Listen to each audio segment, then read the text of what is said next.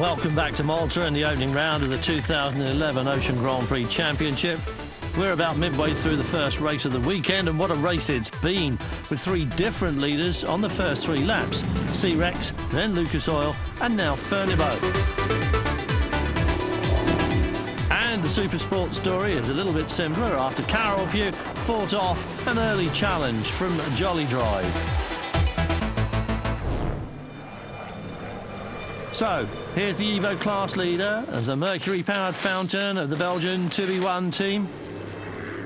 Rounding the most seaward buoy and now heading back towards Valletta. That tight line there's Lucas Oil just 10 seconds behind them. Still close when the lap times are around 4 minutes and 10 seconds on that lap of 4.5 nautical miles. That's 5 landlubber miles, if you like. But just look at 77 struggling round that turn. There's definitely something wrong there. And the gap to Furnibo is going to get bigger every time they make a turn. Ziggy Grieve in C-Rex in third place. Leader on lap 1, remember, and he might close up on 77. Threatening second place. The lap times are around 15 seconds slower than 77 so far, but if the degradation in performance continues, there might be enough race laps left for a change of place. This is Silverline, fourth place, lapping at about the same speed as C-Rex on board in the cockpit. Miles Jennings, the driver, Drew Langdon there on throttles, and a fantastic view of the backdrop we're racing against as Pierre Colpin and Frank Hemler are lapping Carol Pugh pretty much as expected.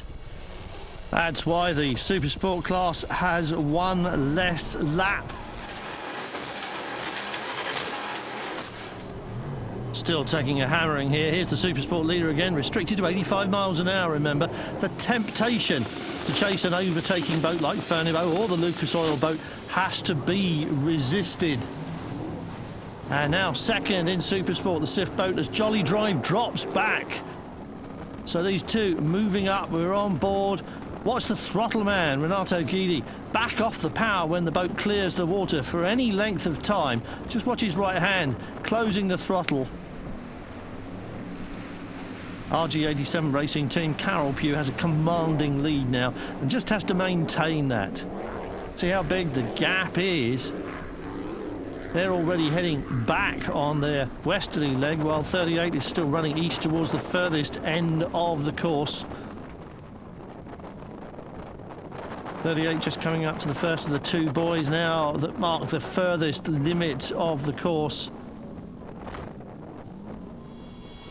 And turning right. Oh, and C-Rex is off plane and looks like it's got a problem in the drives or the engines. 6 laps complete, 4 more to go still. C-Rex lapped by the race leader, and that means that Silverline can move up to third place after starting from the very back of the field. So persistence pays off for the crew of Racing Silverline. Furnibo looking unstoppable, although Lucas Oil looked like that until something, and it could be a trim tab, went wrong. Still looking good in a straight line, but it just can't hold a course in the turns, and that's what the trim tabs do for you. They let you turn faster by keeping the boat a bit flatter, and the veer the hull digs in. Supersport leader Carol Pugh, even at 85 miles an hour, lifting higher and longer than 77 was when we saw it just now. Look at it, clear of the water, long bounds without drive. Once the hull's bouncing along on top of the water like that, pointing a powerboat in the right direction becomes something of a challenge. This is second place, and the gap here pretty much steady in Supersport. Stefano Akinfor and Renato Guidi on their way as the Dicola family is heading in. They're about a mile apart, really.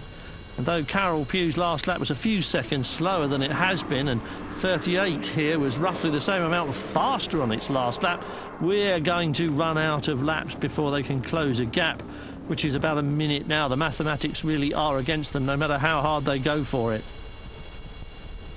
And they are definitely going for it. Jolly Drive here in third place. They faded, really. They were challenging for the lead, remember, but at about half distance Their lap times just went up by about 30 seconds.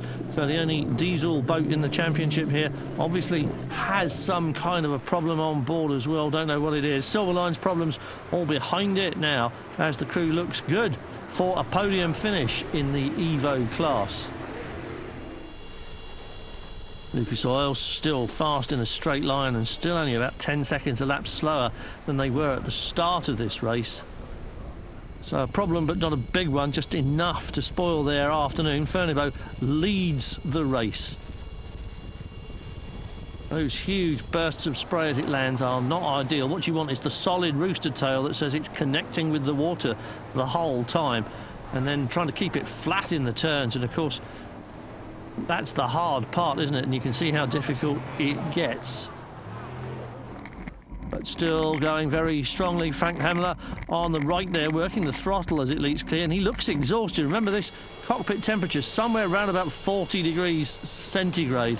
So very tough conditions for the crews. And is it my imagination, or does that look just a little bit slower than it did before? It's almost all over, so it's cruising to the finish in any case. Here comes Ferneybough heading towards the finish line at the end of the first race of the season. That grey boy is the marker. Look at the boat on the left. There's the flag going for Ferneybough. And Lucas Oil making heavy weather of second place. Frank Hamler looking very poorly after hard hours work in the cockpit.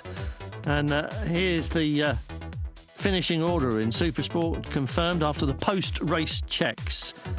It was very strong racing because the sea is very rough, very more rough, and the team very.